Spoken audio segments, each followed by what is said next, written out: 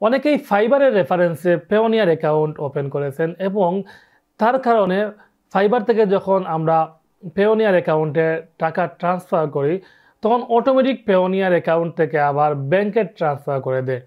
আমরা চাই অনেকেই যে আমরা যে টাকাগুলো ফাইবার থেকে উইথড্র দিব সেই টাকাগুলো পেওনিয়ার অ্যাকাউন্টে থাকবে এবং আমরা সেখান থেকে কাস্টমলি আমাদের ইচ্ছা মতো বাজেট সেট করে আমরা ব্যাংকে ট্রান্সফার করব।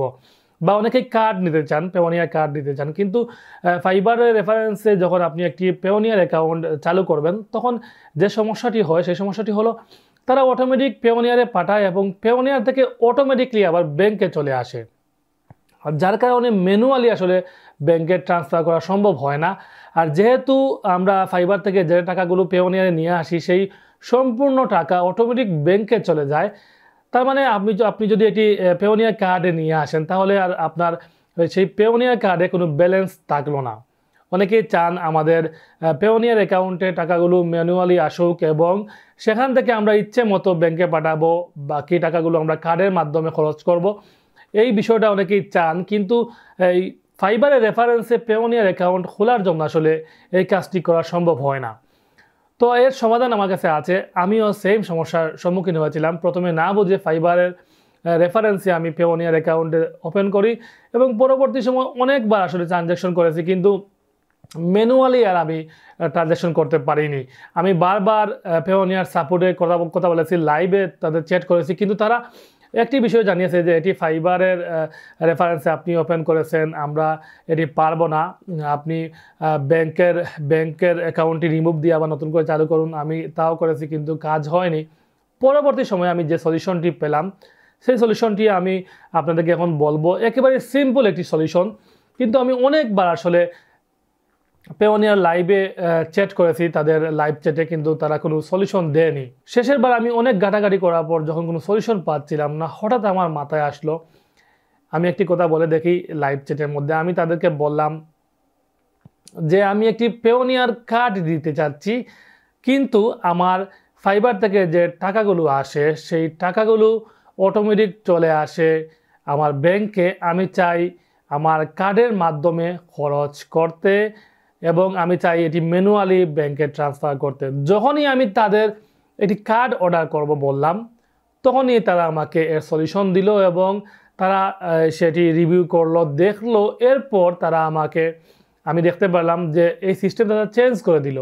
এর পরবর্তী সময়ে আমি যখনই ফাইবার থেকে পেওনিয়ারে টাকা ট্রান্সফার করলাম, দেখলাম যে আমার ম্যানুয়ালি আসলে এই প্রসেসটি হচ্ছে, ম্যানুয়ালি আমি উইথড্র দিতে পারছি। তারপর আমি একটি কার্ডের জন্য অর্ডার করলাম।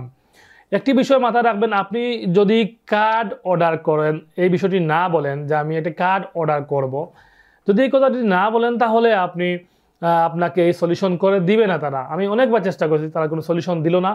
যখনই আমি বললাম আমি একটি কার্ড অর্ডার করতে চাই, আমার আসলে ম্যানুয়ালি আমি চাই আমার টাকাগুলো ব্যাংকে ট্রান্সফার করতে, তখনই তারা আমার এই বিষয়টি গুরুত্ব সহকারে দেখলো এবং তারা এটি ঠিক করে দিল।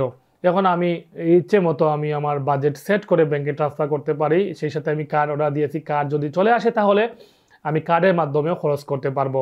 আপনি যদি ইংরেজিতে ভালো দক্ষ হন লিখতে পারেন, অথবা গুগল ট্রান্সলেট ইউজ করে আপনি একটি বিষয় উল্লেখ করবেন যে আমি একটি পেওনিয়ার কার্ড অর্ডার দিতে চাই, কিন্তু আমার সমস্যা হলো আমি ফাইবারের রেফারেন্সে পেওনিয়ার অ্যাকাউন্ট ওপেন করেছিলাম, কিন্তু আমি যখন ফাইবার থেকে টাকা ট্রান্সফার দেই তখন এই টাকাগুলো অটোমেটিক ব্যাংকে চলে যায়। আমি চাই এই টাকাগুলো পেওনিয়ার অ্যাকাউন্টে থাকুক এবং আমি কার্ডের মাধ্যমে এই টাকাগুলো খরচ করব।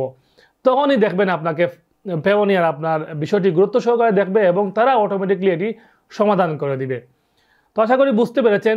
আসলে এই বিষয়টি নিয়ে আমি অনেক ঘাটাঘাটি করেছি, ফাইবার সাপোর্টের কথা বলেছি, পেওনিয়ার সাপোর্টের কথা বলেছি এবং বিভিন্ন ফোরামে আমি অনেক প্রশ্নের উত্তর জানতে চেয়েছি, কিন্তু আমি কোনো সলিউশন পাইনি।